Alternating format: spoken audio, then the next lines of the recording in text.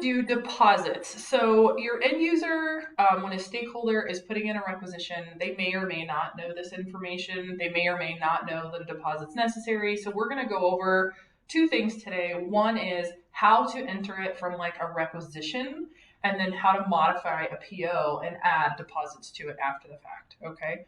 So a couple different things, and we'll talk about the different types of deposits there are, because some are 50%, some are 10%, some are more. We do have things that are 100% deposit. And so all of those things, really the way you do a deposit in COUPA is always going to be the same. Okay. So it doesn't really matter the percentage of the deposit, but it does matter. It is going to affect how, if there's a deposit, and how you do it in COUPA. Okay. So this is what we're going to go over, and I'll show you guys just from an end user perspective.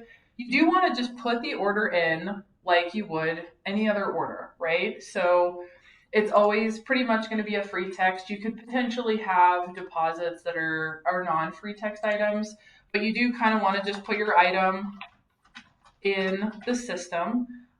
It's going to be the same supplier, so you can kind of just pick who it's going to be as soon as the system catches up with us. The commodity. So the items themselves, you're always going to pick the right commodity, right? So we don't want to pick deposit. We don't want to pick anything weird in the commodity for the actual item that we're ordering. And then we do want to make sure we use the right quantities. Or if it's an amount or a service, we want to make sure that whatever we're putting on the actual items that go on the purchase order, that those are like any normal order. Okay. And so what that looks like is when we actually get our order in the cart, you guys are going to see that the items themselves look like any other order, right? So nothing crazy about the item. So as we go down, you can see this is a capital order. So your order may or may not be, doesn't matter. But as you come down, you can see, right, we're ordering 32 of these. They're $680 a piece. We're ordering 32 of these. We're ordering 32 of these. So as you know, like the individual items, right, the commodity is normal. The unit of measure is normal. The price is normal. All of that stuff is normal. And like always, we do not include freight and tax in the actual purchase order. Okay, so that isn't different either. Now, where deposits do differ is we want to make sure, right, that there is always a deposit line and there's always a deposit reversal line. Okay, so what happens if we don't put in the deposit reversal line? It won't balance out. So right now, what's our total? It's $26,000, right? Because that's what our equipment that we're buying is going to cost. So I want you guys to see, like, let's say we forget one of these and we're like, oh yeah, I totally know that I have to pay a deposit. So I'm just going to leave the deposit line. Well, if I don't reverse that out, right? And let's say I completely forgot to enter the reversal line, but here's my deposit line. Now my total has gotten quite a bit bigger, right? So now the system thinks that this is like its own thing. And it's an additional charge of $19,000, which is not what we want. So we do have to kind of put in the deposit and we have to take the deposit out. Okay, so that's what the deposit reversal is. Now, deposits, as you can see, right, it's really important to remember the following. Okay, when you enter a deposit, it's super, super important. Commodity, deposit, super important. Now, can anyone tell me why this is important? It can help trigger it to payment. Mostly commodity is used for spend reporting. So because we've already put this in this commodity, and if we add the deposit to the commodity, we're potentially going to be doubling the spend we have in this commodity.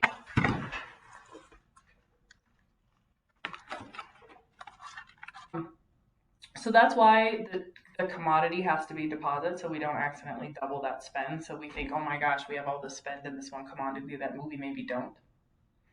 So that's one thing we have to remember. The second thing, right, the description. Normally, right, we always talk about descriptions. Our description doesn't have to be this crazy like deposit on chip trays, table trays, blah, blah, blah. It doesn't have to be nutty. It can just be just deposit. So don't put too much effort into that.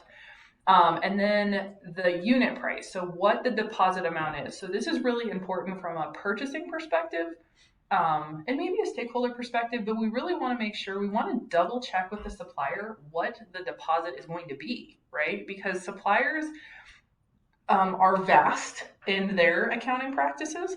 So some suppliers may include some of the freight fees. Some suppliers may include tax in their deposit. You guys, that's not necessarily a bad thing. But if they're including that, we need to make sure that we know that, right? If they're including tax in this deposit, if they're including something here that maybe isn't just half the cost of the items, we definitely want to make sure we know about it. And we maybe want to note something in here saying includes board tax. Nothing crazy, but this way at least accounting knows that this includes tax. Like we all kind of are on the same page, right? So we don't accidentally accrue tax we shouldn't accrue. We don't accidentally pay tax we shouldn't pay. So those are really important things as well. And the last thing is the quantity and the unit of measure. So anytime you do a deposit, it's going to be a quantity of one, and it's going to be in each, and it's going to be the entire amount. And yes, quantity is important, and that comes into more to play on the deposit reversal side, but it's really important that it's a quantity because we want it to be one thing. We're paying this one thing at $19,000. So the unit price is always in USD. It can stay each. Now, if you're given an opportunity to change the net terms, it's always a good idea to update them to immediate, right? Because what happens when we get a deposit and we get it received and then it gets to AP, if this is net 30, it's not going to get paid for 30 days. So we typically, specifically, deposits, very important, are usually stuff we want to pay right away. So as a buyer, when you get this requisition from your end user, as an end user, if you're putting this in, these are some things you definitely want to take a look at. If you don't have an opportunity to change them as a stakeholder, just make sure that as a buyer, these are the things you need to be checking. Okay. So the deposit, once we're done, yeah. So now we talked about just the deposit line is really not really helpful because it duplicates, right? It adds 50% or potentially 100% or 10%, whatever the percentage is, onto our total PO, which we don't want. So what we're going to do is we're actually going to create another line, and this can either be done in the cart right here where it says add a line. You can copy the deposit line by selecting it and hit copy and then just modify a few things. Or if you're the end user, you can go back to your homepage even, and you can literally add a deposit reversal line from the beginning, right? So all three of those are options when you're adding a deposit reversal line. In this case, right, we're just going to be adding deposit reversal. Now, if the deposit includes tax, so does the deposit reversal. So this description, a lot of this is going to mirror the deposit. Okay, so it's really important. Quantity is selected, same supplier is selected, because that's who the deposit is going to be going to.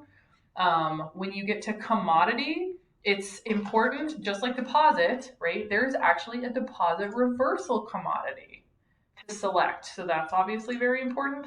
Now, the biggest thing is you want to make sure the amount is the same as the deposit line. So like, we're going to guess and say that's it. And the biggest thing we want to focus on here is that the negative, okay? The deposit reversal is basically where your deposit added, your reversal is going to take away, okay? So in this case, let's say I add, this is going to be a -1, okay? I'm going to put the same need by date as the deposit, because the deposit and the deposit's going to be done right now. The deposit reversal is going to be done when the rest of it gets paid. So that's when the deposit reversal comes into play, right? So, and then the net terms on a reversal stay the same as the rest of your items. So that's really important to remember as well. On this one, there's a lot of project information, which I don't remember. So we're going to add that when we get to the cart. But then I'm going to hit add to cart. And this should kind of just plunk all that information into my cart, hopefully. Ah, wait, what happened? So this stopped me from entering a negative quantity. Can anyone tell me why?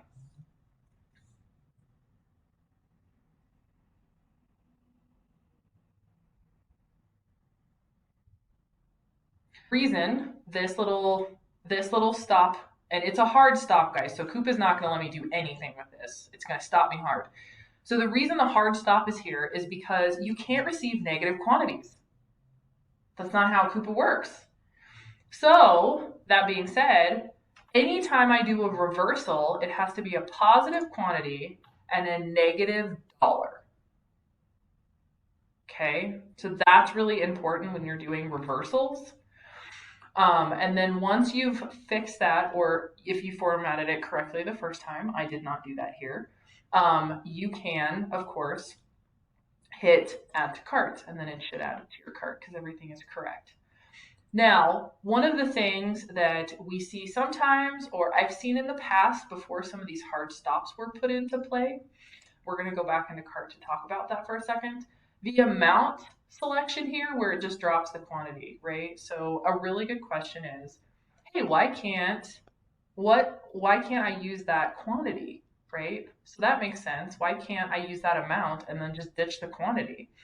Same reason that it wouldn't let me enter a negative quantity here. So let's say, for instance, I do try to use the amount button here. The deposit reversal still has to be a negative, okay? And just like negative quantities, COUPA will not let you receive negative amounts. So this is going to, again, give you a hard stop and say, wait, you can't do that. So if you ever get a message like this, you want to keep the negative, you want to change it back to a quantity, and you do want to enter the correct information here. And then you can actually hit save and it'll take it as a deposit reversal. Now, once you have the credit entered, you can see that the total of your cart should match, right? The subtotal of your invoice. Again, it's not going to match the total potentially of a quote because it's not going to include tax and freight, but it should match up with the subtotal of your quote. Okay, so we are going to copy and kind of correct some of this information so that it'll let me process it. Now, the one thing I can see here is that the amounts for my deposit and my deposit reversal are different. So I do want to make sure I correct those because no matter what, our deposit and our deposit reversal should always be the same amounts, just one positive and one negative. So in this particular example, I'm going to correct the deposit reversal line, and I'm going to make sure that whatever the dollar value here actually matches the original. Okay, and then obviously on a real order I would add, all the project information and everything down here as well, because that will need to be in there just like any other order. It's required. So that is kind of the completion of, and then as a stakeholder, I would just hit submit for approval. Now, as a buyer, when I do get something like this, and I am reviewing it, you guys basically, when anything like this comes to buyer action, you do just kind of want to look for all the things we talked about, right? Like, was the net term updated? What it does include, unfortunately, it's not letting me submit it because all the project information is weird. But just as an idea, you guys do want to make sure that you're reviewing literally everything that we kind of talked about. and make sure it's all correct. So that's kind of the basics of that. Now, let's say you kind of forgot a deposit reversal, and you have to add one to an order.